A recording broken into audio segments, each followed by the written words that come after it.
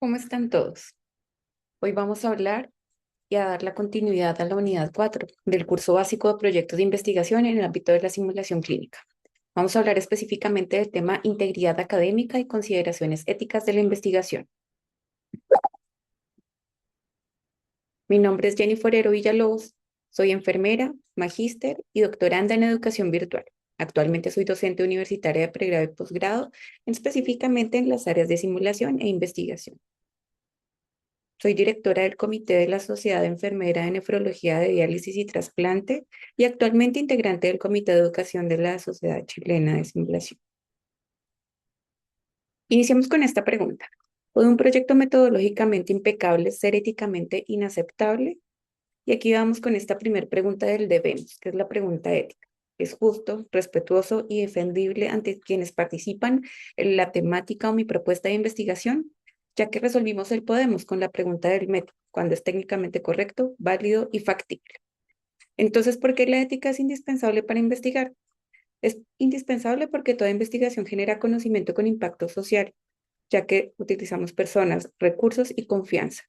Y esta responsabilidad social delimita que investigar es un acto con consecuencias, ya que el conocimiento orienta decisiones clínicas, académicas y, por qué no, políticas.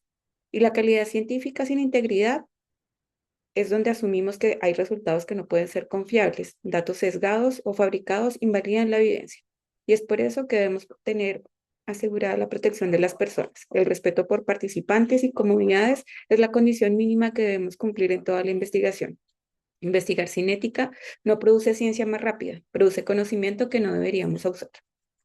Entonces, el método y la ética tienen dos preguntas. El método de cómo hacerlo, que es lo que han desarrollado anteriormente, el diseño, la muestra, las variables, los instrumentos, las mediciones, el plan de análisis, el rigor, la validez y la reproducibilidad. Y la ética es el debemos hacer. El respeto por las personas, la beneficencia y no maleficencia, justicia en riesgos y beneficios, la honestidad y rendición de cuentas. El método dice si el estudio está bien hecho. La ética, si debe hacerse un proyecto sólido, necesita ambas. Y esto es lo que vamos a ver alrededor de esta presentación. Entonces, ¿qué es la integridad académica? Es el compromiso con los valores y prácticas que hacen confiable el conocimiento, actuar con honestidad y responsabilidad en todas las fases de la investigación, de modo que todos los resultados puedan sostenerse y defenderse. No es solamente evitar el plagio, es producir conocimiento responsable. Significa generar, analizar, comunicar y atribuir el conocimiento de forma transparente y verificable, asumiendo que la responsabilidad por cada decisión se debe tener en todo el proceso. ¿Cuáles son entonces los 7 principios de la integridad académica? La honestidad, representando fielmente los datos, métodos y resultados. La responsabilidad, haciéndonos cargo de cada decisión en el proceso. La transparencia, declarar las fuentes, métodos, financiamiento y uso de inteligencia artificial. Justicia, distribuir con equidad riesgos, beneficios y dar crédito a todos en el proceso. Respeto, cuidar a las comunidades, personas y los datos. Confianza, sostener la credibilidad pública de la ciencia. Y rendición de cuentas, poder explicar y defender todo lo realizado. Estos principios convierten un buen método en investigación confiable. Y el ciclo ético de una investigación parte desde la idea, el diseño, el comité de ética, la recolección de datos, análisis, la publicación y finalmente el impacto. Y la ética atraviesa todo este ciclo. ¿Y cómo vemos esto? Un estudio correcto que nunca debió existir, tomando como ejemplo el estudio de Tuskegee, un diseño observacional longitudinal internamente coherente y sostenido durante 40 años, y a la vez una catástrofe ética, un grupo de hombres que se les negó un tratamiento eficaz para sífilis y se les ocultó la verdad sobre su condición. Método sin ética no es ciencia, es un daño con metodología, y el rigor metodológico nunca es por sí solo una garantía ética. 5 bifurcaciones que vamos a hablar en que se deben tener en cuenta en un proyecto. Vamos a tomar como ejemplo este caso simulado. Marianne diseñó un estudio de simulación con debriefing. Su método es sólido, pero en cada paso aparece una bifurcación entre el puedo y el debo, y estos no apuntan al mismo lugar. Vamos a hablar de 5 bifurcaciones. Este va a ser nuestro hilo conductor. Consentimiento, informado, datos, privacidad, inteligencia artificial, autoría, integridad, plagio y uso de inteligencia artificial, comité de ética. Desde este momento, tú serás quien tomará todas las decisiones. En cada bifurcación haremos la misma pregunta. El método dice puedo, pero la ética dice debo. Consentimiento informado. Iniciemos con esto. Marian quiere grabar a sus propios estudiantes durante la simulación evaluada. Ha visto que su método es eficiente y los datos son perfectos. Pero ¿podría un estudiante negarse sin temer por su nota? Como definición, el consentimiento informado no es solo un formulario, por lo que la persona comprende y decide de forma libre de participar, que es revocable y en cualquier momento se puede retirar. Esto es importante tenerlo en cuenta por el fundamento ético que respeta la autonomía y la dignidad. El documento es solo el registro de una conversación que debe existir siempre. El fundamento metodológico es que sin consentimiento válido la muestra está viciada, la participación está coaccionada e introduce a sesgo y compromete la validez de los datos. El riesgo es la coacción, ya que la relación docente y estudiante, el aceptar por medio de la nota, la información insuficiente o el lenguaje técnico inaccesible puede hacer de esto un riesgo y una mala práctica. ¿Qué sería lo bueno? Separar el rol docente del rol investigador, garantizar la voluntariedad real, el lenguaje claro y el derecho a retirarse sin consecuencias en cualquier momento. Un ejemplo claro es un tercero ajeno a la evaluación que gestione el consentimiento, que se le aclare al participante que no va a afectar la calificación ni el debriefing durante el desarrollo de la simulación. Como segundo bifurcación que vamos a tratar, en un estudio donde se guardan los videos de las simulaciones y se quiere usar un algoritmo para detectar el enganche cognitivo. ¿Consintieron ese uso? ¿Quién custodia estos datos? Como definición, los datos y privacidad de inteligencia artificial es el conjunto de prácticas para recolectar, resguardar, compartir y reutilizar datos protegiendo a las personas. La anonimización, la confidencialidad y la gobernanza aquí son muy importantes. El fundamento ético es la confidencialidad y protección de los datos como extensión del respeto hacia la persona. El uso secundario exige consentimiento específico y explicarle muy bien a los participantes qué se va a hacer con estos datos y cómo se van a analizar. El fundamento metodológico son datos trazables y reutilizables sin control.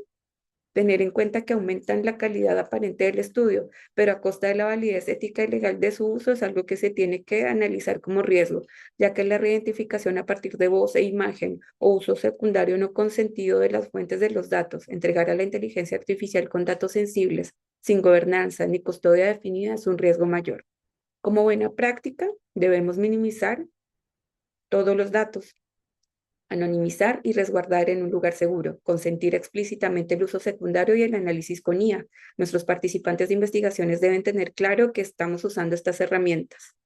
Y el ejemplo en simulación clínica es que los videos se deben almacenar cifrados, con acceso restringido. El consentimiento debe detallar el análisis con estas herramientas y el plazo de conservación y borrado de las fuentes debe estar muy detallado, tal cual como aparece en estos 5 pasos. Minimizar la identificación de los participantes colocando participante A y B, asignar un código, pseudonimizar las grabaciones y las transcripciones, analizar los reportes y presentar los hallazgos sin información identificable, es decir, no clases, no docentes, no nombres de docentes o estudiantes, no identificar las fechas o los ciclos donde se hizo, ya que se puede por contexto identificar las fuentes donde se aplicó la investigación.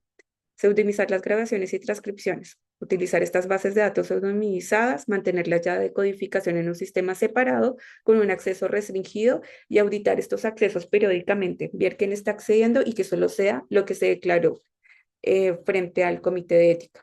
Utilizar los servidores institucionales, proteger el acceso con contraseñas robustas y limitar el acceso solo al equipo de investigación.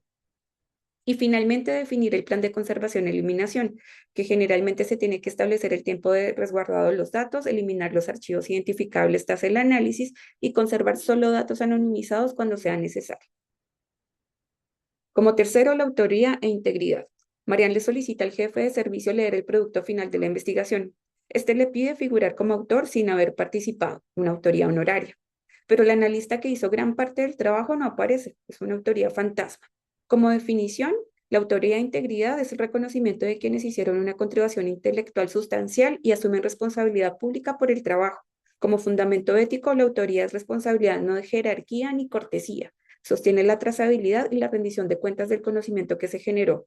Como fundamento metodológico, atribuir mal la autoría distorsiona el mérito y diluye la responsabilidad. Si nadie responde, su validez queda sin garante. Y como riesgo, una autoría honoraria, incluir a quien no contribuyó, y una autoría fantasma, omitir a quien sí lo hizo, y el orden de los autores puede afectar un poco la calidad de la investigación. Como buena práctica, tenemos que aplicar por lo menos los criterios mínimos de forma conjunta, acordar la autoría al inicio de la investigación, reconocer contribuciones menores como agradecimiento. Y un ejemplo claro es que el equipo debe definir la autoría según la atribución real. Quien diseñó, ejecutó la simulación, analizó figuras como autor. La jefatura solo cumple algunos criterios en este caso, y es por lo menos este. La redacción y borrador original o la revisión-edición se puede generar otro tipo de agradecimiento o se puede generar otro tipo de autoridad que no ni siquiera tiene que ser una autoría. Aquí dejamos una referencia del crédito como cuál es la responsabilidad que debe tener un autor. Y es la conceptualización, la curación de datos, el análisis formal, la captación de fondos, la investigación, la metodología, administración de proyectos, recursos, software, supervisión, validación, visualización y finalmente esta aprobación de borrador y redacción. Entonces son muchos pasos los que uno tiene que tener cuando se responsabiliza de ser autor y esto es parte de unas buenas prácticas. Aquí pueden pausar el video y leerlo con calma para que tengan en cuenta cada una de las responsabilidades que debemos tener como autores. Como cuarta bifurcación, el plagio y uso responsable de inteligencia artificial. Con prisa, Marianne usa inteligencia artificial generativa para redactar la discusión y pegar párrafos de otras fuentes sin citarlas. ¿Dónde termina la ayuda y empieza la falla? Entonces, el plagio es presentar como propias las palabras, ideas o datos de otros sin atribución. Y la IA no elimina la autoría. El texto sigue siendo responsabilidad de quien firma. Y es por eso que debemos utilizar o declarar el uso responsable de inteligencia artificial apoyándonos en redacción, estilo, traducción, declarar de forma transparente su uso, verificar cada dato y cita generada y responsabilizarnos de todo el contenido que se hizo. Como fundamento ético es la honestidad y la transparencia de la atribución. La IA puede asistir, pero no asume responsabilidad ni cumple criterios de autoría. Un uso inaceptable es copiar sin citar, firmar la IA como autora del trabajo, aceptar datos o referencias inventados o sin DOI verificable y ocultar que se utilizó la IA generativa. Aquí hay que tener en cuenta que la IA puede asistir, pero la responsabilidad siempre va a ser de nosotros. Como quinta bifurcación, el comité de ética no es un trámite. En este caso, Mariam ve la revisión del comité como un papeleo que retrasa su investigación o proyecto impecable. Y si el comité fuera su mejor aliado y no su obstáculo, y así se tiene que ver siempre, ya que la revisión ética independiente y previa protege 5 cosas a la vez. A los participantes resguarda sus derechos, seguridad y dignidad de su participación. A los investigadores, ya que respalda decisiones difíciles y protege frente a futuros cuestionamientos. A las instituciones, ya que cuida responsabilidad legal y reputación de la organización. Como calidad científica, ya que muchas observaciones se hacen de observaciones o diseño del método que se está utilizando y como confianza pública, ya que sostiene la legitimidad social de la investigación. El comité de ética es la pregunta debemos hecha institución. Y es aquí donde la integridad de investigación con simulación clínica puede tener algunos aspectos relevantes que debemos tener en cuenta. La simulación añade dilemas propios. El participante suele ser estudiante y el escenario a la vez es su entorno de aprendizaje y de recolección de datos. Por eso debemos tener aspectos claves como la seguridad psicológica, ya que la condición del aprendizaje no debe sacrificarse solo por obtener datos. La grabación de las simulaciones se debe definir qué se graba, quién se graba, para qué se graba, cuándo, quién conserva, quién accede y consentir el uso para la investigación. Consentimiento de los estudiantes, que debe ser voluntario sin efecto de la evaluación. Separar el participar de aprobar la actividad. Analizar muy bien el doble rol docente-investigador. Declarar el conflicto y delegar el consentimiento y calificación cuando sea posible. El debriefing, tenerlo en cuenta siempre como un espacio formativo y confidencial, no convertirlo en un nicho de datos sin acuerdo explícito. Y como confidencialidad, proteger identidad y desempeño individual dentro y fuera del escenario. El manejo de video siempre, como lo dijimos, almacenaje seguro, anonimización, borrado al cumplir su finalidad y nunca reutilizar para nuevos fines sin que esto esté explícito en un nuevo consentimiento informado.